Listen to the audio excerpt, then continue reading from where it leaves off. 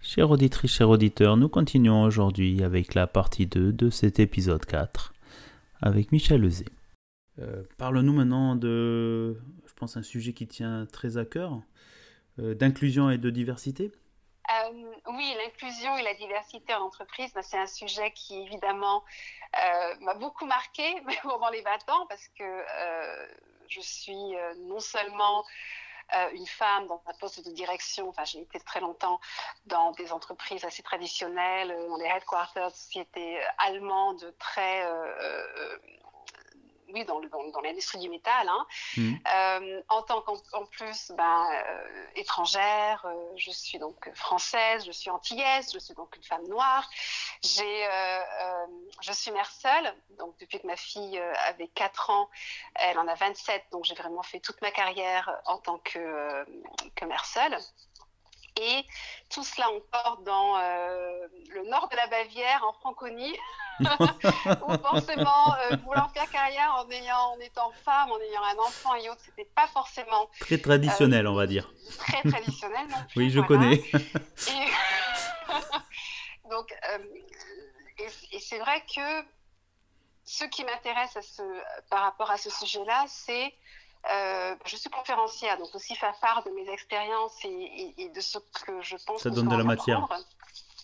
Ça donne de la matière, mais surtout, et c'est un petit peu la mission que moi je me suis donnée, je pense que la raison pour laquelle on n'avance pas très vite, qu'il s'agisse d'ailleurs de femmes en poste de direction, qu'il s'agisse d'une certaine diversité au niveau de l'entreprise, sous tous les angles, même aussi concernant le fait de penser autrement, quelqu'un qui n'est pas tout à fait le même parcours, par exemple, c'est vraiment dû au fait que nous pensons, et je dis bien nous, en tant que managers qui parlons plusieurs langues, qui avons voyagé dans plusieurs pays, on a tendance à penser qu'on n'a pas trop de préjugés. On a tendance à penser qu'on est ouvert d'esprit. On a tendance à penser que ce sont les autres le problème.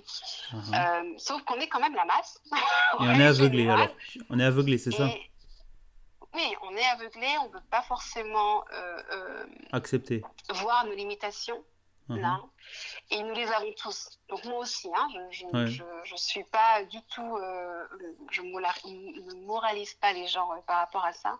Je pense que ce qu'il faut en fait, c'est avoir une prise de conscience. Il faut qu'on se rende compte que si je ne donne pas, si j'ai des candidatures et que je commence à me dire est-ce qu'il va vraiment bien rentrer dans notre cadre quand j'ai vu un petit peu comment il s'habille, comment il a répondu. C'est nos préjugés en fait. Des difficultés et que telle personne, et de bien se dire non, là c'est moi qui prends une décision. Je suis manager. Si je ne laisse pas cette personne qui a un parcours différent faire ses preuves, rentrer dans notre entreprise, alors que je n'arrête pas de dire que je suis pour la diversité, c'est que je n'agis pas en conséquence et que je fais partie des gens qui sont un frein. Justement au changement de la culture d'entreprise. Et je pense que ce qui est nécessaire, c'est vraiment une prise de conscience et la volonté d'un travail sur soi, pas seulement pour le bien de cette personne qui est peut-être femme ou qui a un autre background ou qui vient d'ailleurs ou peu importe, mais vraiment pour le bien de l'entreprise. En tant que manager, ça fait partie de mes responsabilités d'avoir les meilleurs résultats. Il y a un tas de statistiques qui démontrent qu'une équipe diverse, mais peut-être plus de temps à bien travailler ensemble, la phase storming dure un peu plus longtemps, les phases. Mais le performing est beaucoup plus efficace, avec plus d'innovation, plus de créativité et même une meilleure rentabilité et une profitabilité. C'est prouvé. C'est intéressant. Voilà. C'est intéressant parce que je ne voudrais pas citer certaines sociétés dans lesquelles je travaille ou j'ai travaillé, où justement j'ai un peu vécu ce sens-là où en sélectionnant les gens, on a soi-même des préjugés, je pense. On se dit, oui, mais est-ce qu'il va passer? Et en fait, il faut en être conscient soi-même. Il faut être poussé de sa zone de confort parce qu'on a des mécanismes de réflexion qu'on a appliqués tout le temps, des modèles de sélection, à chaque fois toujours les mêmes. Et je me suis rendu compte maintenant avec le recul, j'ai eu des équipes où en fait beaucoup de personnes qui étaient juniors, qui ne venaient pas du milieu dans l'industrie où j'étais, des informaticiens qui n'avaient rien à faire dans l'industrie mécanique, pour pas les citer, et qui au final sont venus avec des idées très originelles, qui nous ont permis en fait mais il a fallu que je fasse moi-même la démarche en disant bon ok, de laisser la personne, mais faisons un test, vas-y, mets ton idée, démontre-la, vends-la moi, et on l'a appliqué, des méthodes de suivi. Donc je pense que c'est bien, mais la question est plus le manager, comment peut-il faire cette démarche, parce qu'on est aveuglé soi-même, on a tout vécu, on a vu, on a un parcours. Comment tu accompagnes sur cela, et ça va du coach en fait là. C'est plus que du coaching. Ça dépend un petit peu de qui est mon client, je dirais. Ce que je propose, ce sont des ateliers pour les managers, où on parle réellement des sujets, j'aurais presque dit qui fâchent, mais vraiment des sujets qui sont liés à leur quotidien dans l'entreprise. Donc on arrête de parler à chaque fois des préjugés et de la diversité comme si c'était quelque chose de, je sais pas comment dire, c'est un peu neutre et puis de très abstrait, de politique. Et puis on est tous d'accord, il en faut plus, c'est bon. Non, on attaque les sujets, les vrais sujets, c'est-à-dire c'est ça qui m'embête un peu, c'est quand on parle inclusion et diversité, ça fait un peu marketing, pour pas être méchant, mais les vrais sujets sont le fait de se dire ben voilà, cette personne-là est noire, ou cette personne n'a pas un parcours atypique, mais qui peut-être peut apporter beaucoup plus parce qu'il a une vue sur le sujet qui est complètement extérieure, ou complètement vierge, si on peut dire. C'est ça, en fait. Oui, mais ça, tout le monde est d'accord, en fait. Oui, mais ok, on est d'accord, mais on ne le fait pas. Quand j'ai commencé à travailler il y a très longtemps, en 99, j'ai commencé à travailler chez Deleuze. Il y avait effectivement des managers qui disaient « Ah non, une femme dans le meeting, en aucun cas. Une femme à ce niveau-là, en aucun cas. Quelqu'un qui parle pas, qui a même pas, comment dire, le dialecte oui, allemand du coin, c'est déjà suspect. » Donc, et c'était verbalisé. C'est-à-dire que c'était clair. Aujourd'hui, c'est pas le souci qu'on a. Moi, je pense pas que ce soit le souci qu'on a. Je pense que ces gens-là, ils existent peut-être, mais ils osent même plus ouvrir la bouche, premièrement. Deuxièmement, ce ne sont pas eux qui vont faire notre avenir, ils le savent. Donc, c'est pas réellement la question. Je pense le problème, ce qu'on a, que je vois en tout cas personnellement, c'est que on a un consensus. On est tous d'accord sur le fait que la couleur de peau, le sexe, la façon dont quelqu'un s'habille et autres ne devraient jouer aucun rôle, évidemment. On est tous, on est tous d'accord là-dessus. J'ai pas besoin de parler avec des managers sur le fait qu'ils acceptent quelqu'un qui est noir ou pas. Ils vont tous me dire qu'ils acceptent. C'est pas un problème qu'ils vont sur le fait que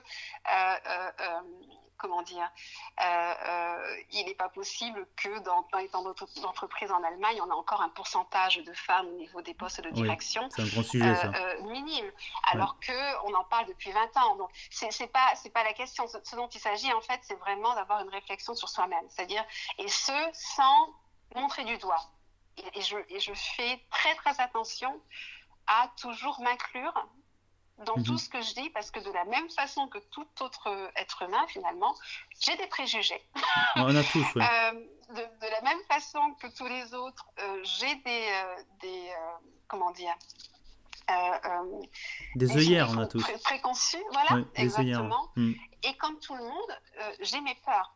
C'est-à-dire qu'il y a des choses que je connais, et c'est plus facile pour moi parce que je peux plus facilement prévoir comment la personne va réagir, je peux plus facilement comprendre ce qu'elle veut me dire. Donc en fait, l'idée, c'est vraiment de rappeler évidemment au niveau économique aussi quels sont les enjeux, mais surtout de travailler avec des exemples dans lesquels tout le monde se reconnaît. Et on se reconnaît tous dans des exemples ou des scénarios, comme par exemple en entreprise, le fait qu'on a tendance à toujours mettre les mêmes collaborateurs dans des projets, et à toujours laisser les mêmes uniquement dans ce qui est daily business. Ouais. Parce qu'on part du principe que quelqu'un qui n'est pas, qui est pas tellement dans les idées de réseau, qui n'est pas, comment dire, très extraverti, enfin, qui pourra pas le faire. Alors que ce qu'on fait à ce niveau-là, au niveau de la culture d'entreprise, c'est qu'on a une société avec deux classes. C'est-à-dire qu'il y a ceux qui participent à l'avenir et puis il y a ceux qui doivent suivre. Ceux qui mènent et ceux qui suivent. C'est ça, non? Exactement. Okay. Et évidemment, ce sont toujours les mêmes.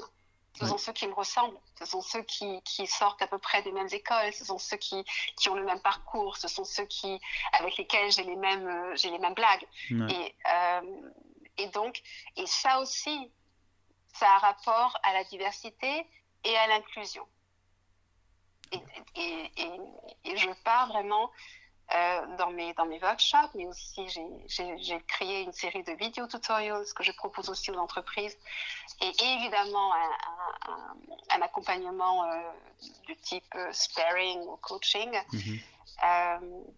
Et là, il s'agit vraiment de travailler, que ce soit en workshop, que ce soit en coaching, peu importe, à des situations liées à notre quotidien, passant un petit peu par le quotidien dans la vie et le quotidien en entreprise, et puis en discutant de façon très claire et nette du fait que nous autres privilégiés, je pense que j'en fais partie aussi des privilégiés, pas dans tous les domaines, mais dans certains,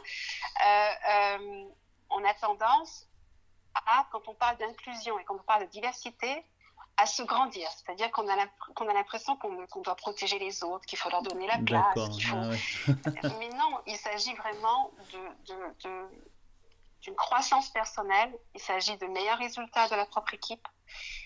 Il faut qu'on arrête de se mettre au-dessus des autres. Et de penser que l'inclusion, la diversité, c'est une question de bénévolat, de sacerdoce. Ouais, le sacerdoce en fait. Ouais, ok. Voilà, c'est ce à quoi je travaille. Oui. Alors merci pour les explications sur l'inclusion et la diversité. Peut-être as-tu par tes activités une anecdote à nous raconter sur ce sujet-là? Je veux bien. J'ai une anecdote qui illustre un petit peu les malentendus qu'il peut y avoir concernant la diversité et l'inclusion. J'ai participé, c'était avant Corona, à un événement de réseau. Et il y a un monsieur qui est venu me voir pendant la pause, qui donc savait que j'étais consultante en diversité, et qui m'a dit de façon très très fière de lui, dans la région dans laquelle il est, son entreprise a gagné un prix en tant que l'entreprise la plus diverse donc, de cette région. Je l'ai félicité et je lui ai demandé qu'est-ce qu'il faisait. Il m'a dit qu'il avait un EHPAD. Et du coup, je lui ai posé la question, et que donc il avait plus de 40 nationalités, ou 13, je ne sais rien. En tout cas, beaucoup de nationalités différentes dans l'entreprise. Et je lui ai demandé, c'est super, est-ce que des personnes, de toutes ces nationalités, sont aussi au niveau de la direction de votre entreprise? Est-ce qu'elles ont aussi un pouvoir sur les décisions que vous prenez? Il m'a dit non, ce sont des soignants, ce sont des infirmières. Et du coup, je lui ai dit, ce que vous avez, c'est une entreprise avec beaucoup d'employés qui viennent d'endroits différents, mais ce n'est pas une entreprise diverse. La diversité, on ne peut profiter de la diversité que si cette diversité a aussi un pouvoir de décision, si elle a une influence sur la façon dont les décisions sont prises. Sinon, c'est du chiffre. Voilà, c'est de l'international en fait. Voilà, exactement. C'est une confusion de la terminologie en fait. On parle de diversité en pensant on a des personnes d'origine différentes, mais peut-être à des niveaux qui ne sont pas des niveaux de responsabilité ou qui ne sont pas diffuses sur tous les échelons, on va dire, dans une société. Donc c'est pas mal comme conclusion. Je pense que pour profiter de la diversité en tant qu'entreprise, les bénéfices de la diversité ne peuvent être atteints que s'il y a de l'inclusion. Et de l'inclusion veut dire qu'on fait valoir ces différentes perspectives. Il ne s'agit pas seulement internationalité, aussi différentes façons de penser, différents genres et autres. Aussi au niveau des décisions. S'il n'y a aucune influence sur les décisions prises, l'entreprise ne peut pas profiter de la diversité. Les entreprises internationales, on en a depuis très très longtemps. La question c'est, est-ce que ces différentes perspectives, est-ce que cette richesse a réellement un impact sur les décisions prises par l'entreprise? Et pour cela, il faut une leadership qui soit inclusive. Et c'est aussi un sujet dont je traite donc lors de mes ateliers et formations. Merci Michel pour ces 2 sujets très intéressants. Je pense qu'on va être amené à en rediscuter peut-être sur un futur épisode. Pour nos auditeurs qui nous ont suivis jusqu'à présent, un petit rappel de tes coordonnées ou comment on peut te joindre? Je serais ravie que les auditeurs qui ont été intéressés me contactent aussi par LinkedIn, par exemple, Michel avec 2 L-E, E-Z-E-U-Z-E-T, ou alors sur mon site internet www.consulting.com. D'accord, donc c'est noté. Je pense que merci beaucoup de tes explications. Je pense que j'en ai appris énormément. J'ai encore beaucoup à apprendre sur diversité et inclusion. Je pense que c'est un sujet très actuel. Merci à toi, Michel. Merci à toi, Joël, aussi pour... Ça a été un moment agréable. Merci beaucoup. Je t'en prie. À une prochaine. Au revoir. À une prochaine. Au revoir.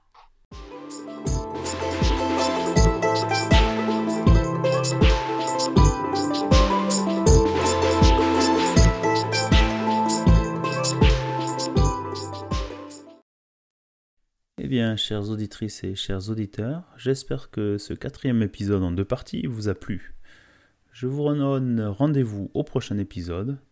Nous allons cette fois-ci dans un tout autre domaine, la blockchain et la crypto-monnaie en général.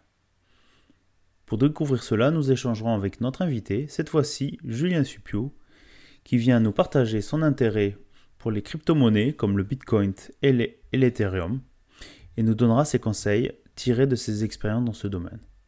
Je suis impatient d'en apprendre plus sur cette thématique, et je vous dis à très bientôt. Et surtout, n'oubliez pas de vous abonner pour ne rater aucun épisode.